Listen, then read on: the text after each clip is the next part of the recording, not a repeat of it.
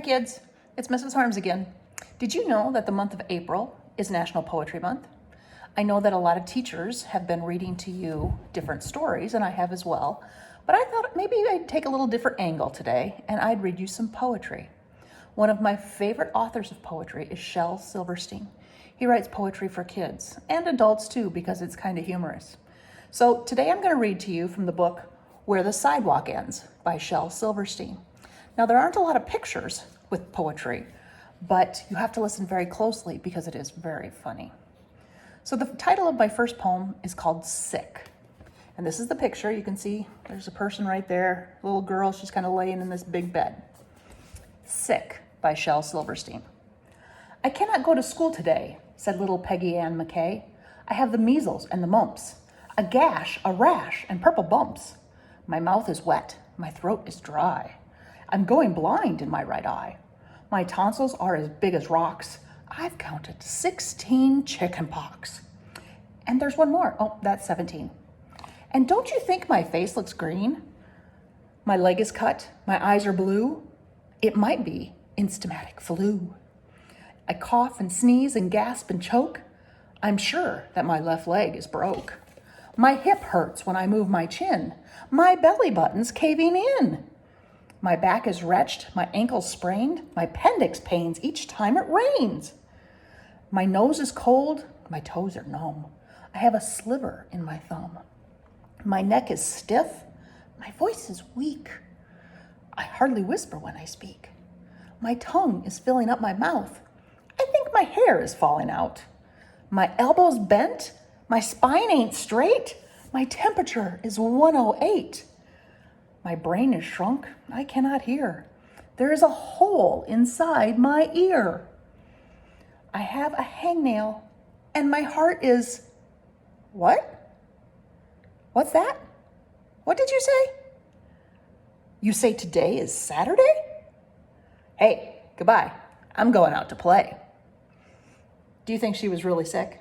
Or was she faking all of that because she didn't want to go to school? To be real honest with you right now, I wish we were all back in school.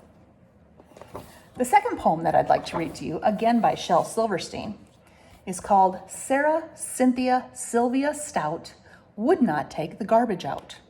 And this one, you have to listen to very closely because there's a lot of icky things in this one. And the picture, you can kind of see, there's garbage that's piled all the way up here in the book. And then right here is Sarah Cynthia Sylvia Stout. Okay? Listen close. Sarah Cynthia Sylvia Stout Would Not Take the Garbage Out by Shel Silverstein.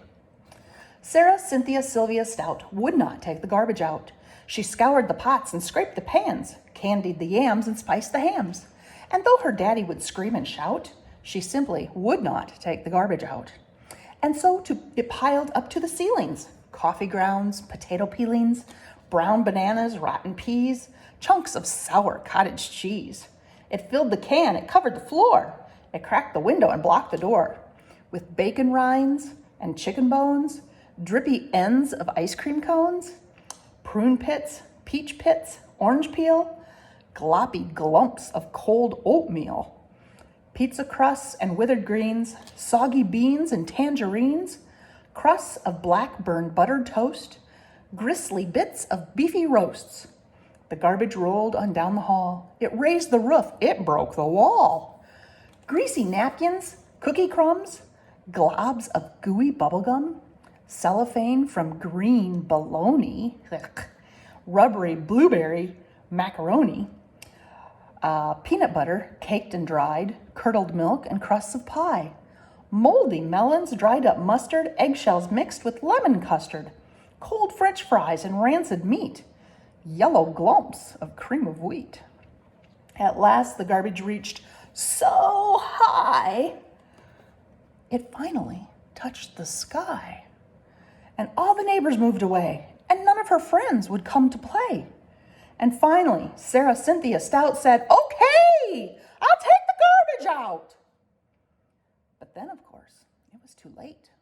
The garbage reached across the state, from New York to the Golden Gate, and there, in the garbage, she did hate. Poor Sarah met an awful fate. that I cannot right now relate, because the hour is much too late. And children, remember, remember Sarah Stout, and always take the garbage out. Sarah Cynthia Sylvia Stout would not take the garbage out. The next one I'm going to read to you, and the last one, is also by Shel Silverstein, and it's called Band-Aids. And if you can see in this picture, there's a boy, and he's got Band-Aids all over himself. Okay? Are you ready?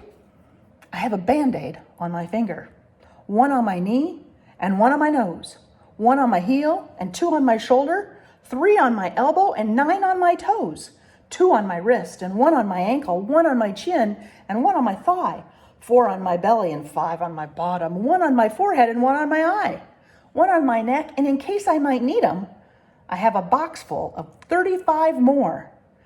But oh, I do think it's sort of a pity I don't have a cut or a sore. Kind of funny, isn't it? Why would you put a Band-Aid all over yourself if you didn't have a cut or a sore? Well, I hope that you are doing well. I hope that you're reading your books and working on some of the homework your teachers have given to you. Stay safe, play outside when it's nice, and hopefully we'll see you all soon. Take care.